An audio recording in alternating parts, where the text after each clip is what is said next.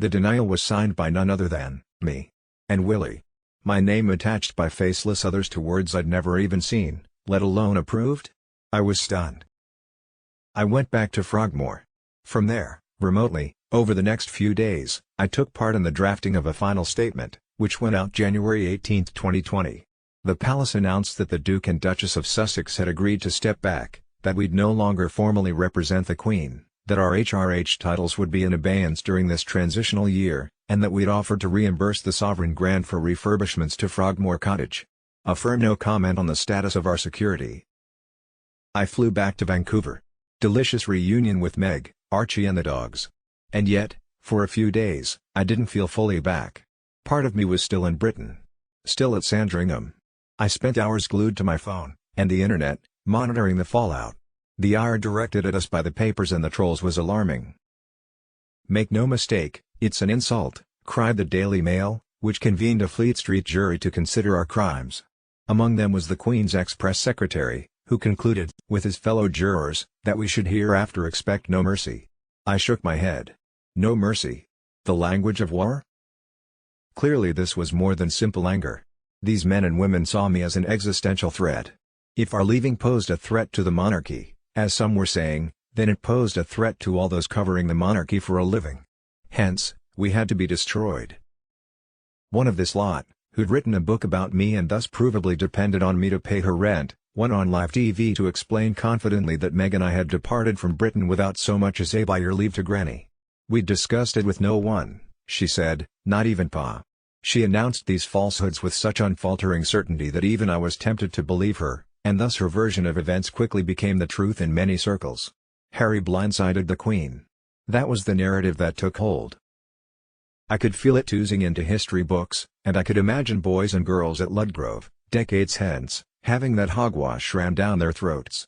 I sat up late, brooding on it all, going over the progression of events and asking myself, what's the matter with these people? What makes them like this? Is it all just about the money? Isn't it always? All my life I've heard people saying the monarchy was expensive, anachronistic, and Meg and I were now served up as proof. Our wedding was cited as Exhibit A. It cost millions, and thereafter we'd up and left. Ingrates. But the family paid for the actual wedding, and a huge portion of the remaining cost was for security, much of which was made necessary by the press stirring up racism and class resentment. And the security experts themselves told us the snipers and sniffer dogs weren't just for us, they were to prevent a shooter from strafing the crowds on the long walk, or a suicide bomber blowing up the parade route. Maybe money sits at the heart of every controversy about monarchy. Britain has long had trouble making up its mind. Many support the crown, but many also feel anxious about the cost. That anxiety is increased by the fact that the cost is unknowable. Depends on who's crunching the numbers. Does the crown cost taxpayers? Yes. Does it also pay a fortune into government coffers? Also yes. Does the crown generate tourism income that benefits all? Of course. Does it also rest upon lands obtained and secured when the system was unjust and wealth was generated by exploited workers and thuggery, annexation and enslaved people? Can anyone deny it? Maybe money sits at the heart of every controversy about monarchy. Britain has long had trouble making up its mind. Many support the crown, but many also feel anxious about the cost. That anxiety is increased by the fact that the cost is unknowable. Depends on who's crunching the numbers. Does the crown cost taxpayers? Yes. Does it also pay a fortune into government coffers? Also yes. Does the crown generate tourism income that benefits all? Of course.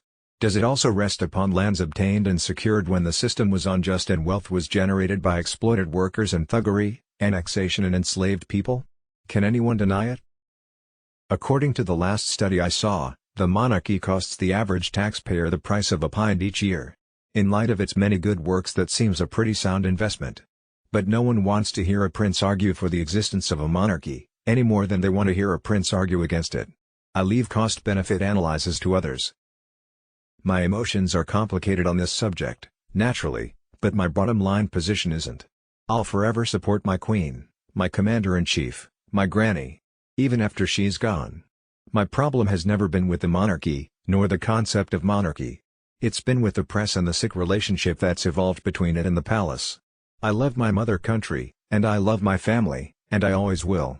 I just wish, at the second darkest moment of my life, they'd both been there for me.